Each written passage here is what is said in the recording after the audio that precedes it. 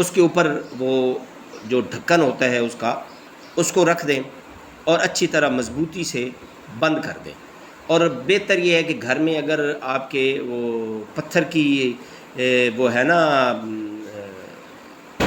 कुंडी, यानी कि दौरी जिसको कहते हैं, वो अगर है पत्थर की तो वो ऊपर रख दें।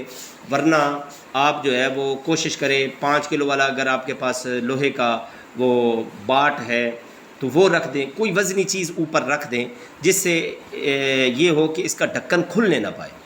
तो अब इसमें आपने ये करना है कि 50 मिनट से 1 घंटे तक इसको बॉईल करना है, वो नीचे आग जलती रहे।